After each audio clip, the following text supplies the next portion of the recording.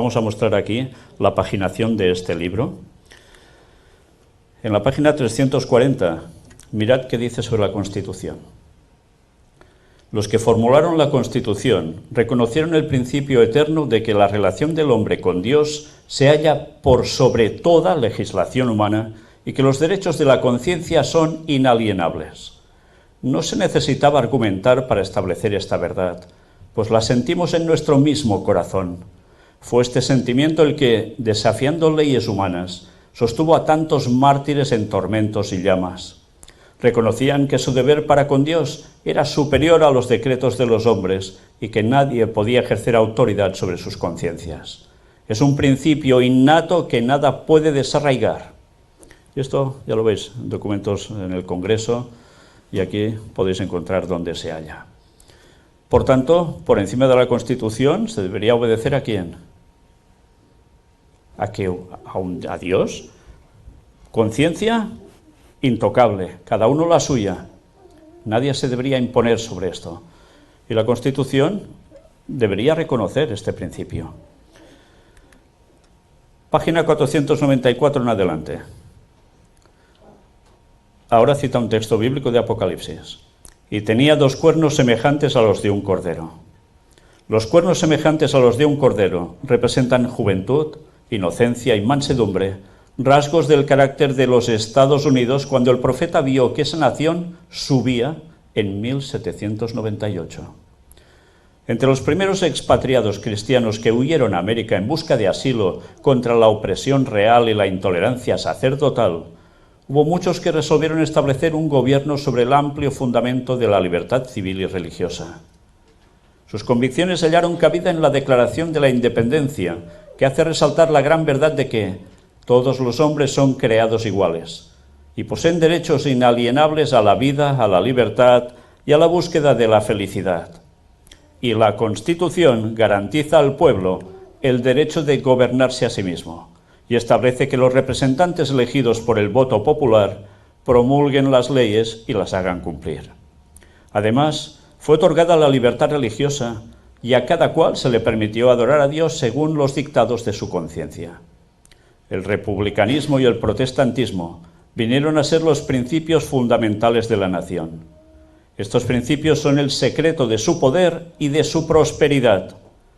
Los oprimidos y pisoteados de toda la cristiandad se han dirigido a este país con afán y esperanza.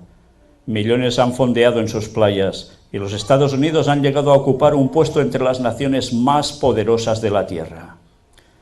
Pero la bestia que tenía cuernos como un cordero hablaba como dragón y ejerce toda la autoridad de la primera bestia en su presencia y hace que la tierra y los que en ella habitan adoren a la bestia primera, cuya herida mortal fue sanada, diciendo a los que habitan sobre la tierra que hagan una imagen de la bestia que recibió el golpe de espada y sin embargo vivió. Es el texto de Apocalipsis 13, versículos del 11 al 14. Los cuernos como de cordero y la voz de dragón del símbolo indican una extraña contradicción entre lo que profesa ser y lo que practica la nación así representada. El hablar de la nación son los actos de sus autoridades legislativas y judiciales. Por esos actos, la nación desmentirá los principios liberales y pacíficos que expresó como fundamento de su política. Fijaos ya que está firmando algo aquí, Desmentirá los principios liberales y pacíficos, el fundamento de su política. ¿Y qué es eso? La Constitución. La predicción de que hablará como dragón y ejercerá toda la autoridad de la primera bestia anuncia claramente el desarrollo del espíritu de intolerancia y persecución de que tantas pruebas dieran las naciones representadas por el dragón y la bestia semejante al leopardo. Y la declaración de que la bestia con 2 cuernos hace que la tierra y los que en ella habitan adoren a la bestia primera, indica que la autoridad de esta nación será empleada para imponer alguna observancia en homenaje al papado, o sea, la primera bestia. Por tanto, nos dice que la Constitución quedará afectada. Nos dice que cuando esto suceda, algo va a pasar en Estados Unidos y algo se va a imponer. Algo que tiene que ver con una observancia con homenaje al papado. ¿Y qué es eso? Vamos a ir viéndolo. Semejante actitud sería abiertamente contraria a los principios de este gobierno, al genio de sus instituciones libres, a los claros y solemnes reconocimientos contenidos en la Declaración de la Independencia y contrarios finalmente a la Constitución. Por tanto, Declaración de Independencia y Constitución saltarán por los aires, porque esa base será pisoteada y algo se va a imponer, en homenaje a Roma, cómo no. Los fundadores de la nación procuraron con acierto que la Iglesia no pudiera hacer uso del poder civil, con los consabidos e inevitables resultados, la intolerancia y la persecución. La Constitución garantiza que el Congreso no legislará con respecto al establecimiento de una religión, ni prohibirá el libre ejercicio de ella, y que ninguna manifestación religiosa será jamás requerida como condición de aptitud para ninguna fundación o cargo público en los Estados Unidos. Solo en flagrante violación de estas garantías de la libertad de la nación es como se puede imponer por la autoridad civil la observancia de cualquier deber religioso. Pero la inconsecuencia de tal procedimiento no es mayor que lo representado por el símbolo. Es la bestia con cuernos semejantes a los de un cordero, que profesa ser pura, mansa, inofensiva, y que habla como un dragón, diciendo a los que habitan sobre la tierra que hagan una imagen de la bestia. Aquí tenemos presentada a las claras una forma de gobierno en el cual el poder legislativo descansa en el pueblo, y ello prueba que los Estados Unidos de Norteamérica constituyen la nación señalada por la profecía. ¿Pero qué es la imagen de la bestia? ¿Y cómo se la formará? La imagen es hecha por la bestia de dos cuernos y es una imagen de la primera bestia. Así que para saber a qué se asemeja la imagen y cómo será formada, debemos estudiar los rasgos característicos de la misma bestia, el papado. No sé si os estáis dando cuenta. Nos va diciendo que tarde o temprano, y ahora ya se ve venir muy pronto, la Constitución va a saltar por los aires. Y alguien, hemos visto esta mañana, que dice que si era necesario, eso va a suceder. ¿Y después qué va a venir? Fijaos que para que esa Constitución salte por los aires, va a ser necesario que haya un conflicto. De lo contrario, eso no se podría llegar a aplicar fácilmente. Si eso es así, entonces entendemos qué va a acontecer después, por profecía. La ley dominical. Ahora lo iremos viendo con más claridad aún. Fijaos cómo todo se va preparando. Cuán cerca estamos de una situación descrita por profecía, ¿por quién? Por Juan, discípulo de Jesús, hace casi, ¿cuánto? Casi 2000 años. Y Ellen White dando los detalles con claridad para nuestro tiempo. Cuando la iglesia primitiva se corrompió al apartarse de la sencillez del Evangelio y al aceptar costumbres y ritos paganos, perdió el espíritu y el poder de Dios, y para dominar las conciencias buscó el apoyo del poder civil. El resultado fue el papado, es decir, una iglesia que dominaba el poder del Estado y se servía de él para promover sus propios fines y especialmente para extirpar la herejía. Para que los Estados Unidos formen una imagen de la bestia, el poder religioso debe dominar de tal manera al gobierno civil que la autoridad del Estado sea empleada también por la Iglesia para cumplir sus fines. Por tanto, ¿qué hemos de ver en Estados Unidos? Que ostente alguien el poder que sea capaz de, si hace falta, cepillarse la Constitución, sacarla del medio, al menos en según qué cosas, y tenga una unión íntima con esa primera bestia que es el papado. ¿Nos damos cuenta hacia dónde va todo este movimiento? Y tantas personas no son conscientes de lo que va a acontecer con este conflicto. Es lo que se nos viene encima. Y eso va a ser mucho peor que una guerra civil. Mucho peor. Porque los resultados serán para ir contra el pueblo de Dios auténtico. Siempre que la Iglesia alcanzó el poder civil, lo empleó para castigar a los que no admitían todas sus doctrinas.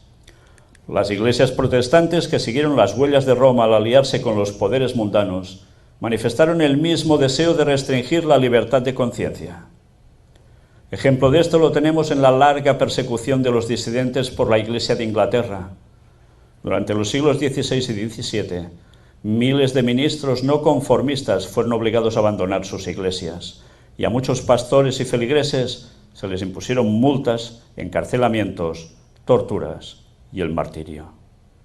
Fue la apostasía lo que indujo a la Iglesia primitiva a buscar la ayuda del gobierno civil, y esto preparó el camino para el desarrollo del papado, simbolizado por la bestia.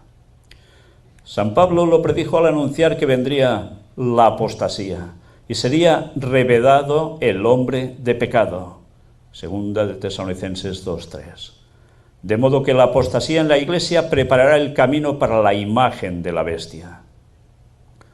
La Biblia declara que antes de la venida del Señor habrá un estado de decadencia religiosa análoga a la de los primeros siglos.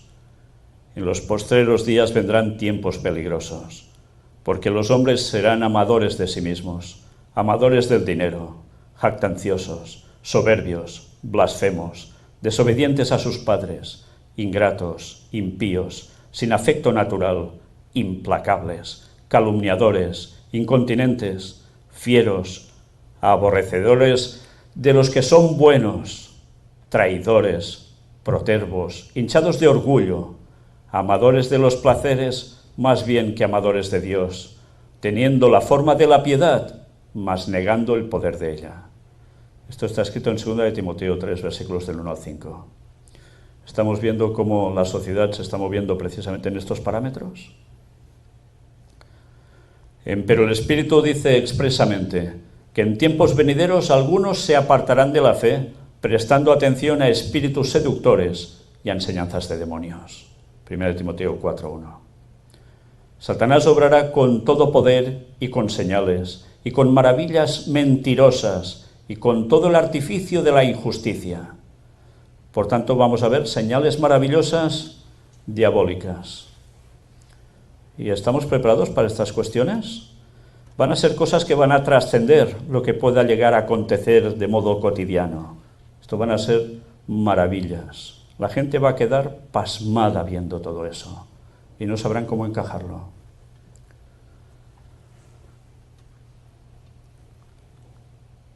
Y todos los que no admitieron el amor de la verdad para que fuesen salvos, serán dejados para que acepten la operación de error, a fin de que crean a la mentira.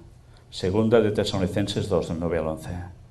Cuando se haya llegado a este estado de impiedad, se verán los mismos resultados que en los primeros siglos. Muchos consideran la gran diversidad de creencias en las iglesias protestantes como prueba terminante de que nunca se procurará asegurar una uniformidad forzada. Pero desde hace años se viene notando entre las iglesias protestantes un poderoso y creciente sentimiento en favor de una unión basada en puntos comunes de doctrina. Para asegurar tal unión, debe necesariamente evitarse toda discusión de asuntos en los cuales no todos están de acuerdo, por importantes que sean desde el punto de vista bíblico. Es la forma de llegar a un ecumenismo.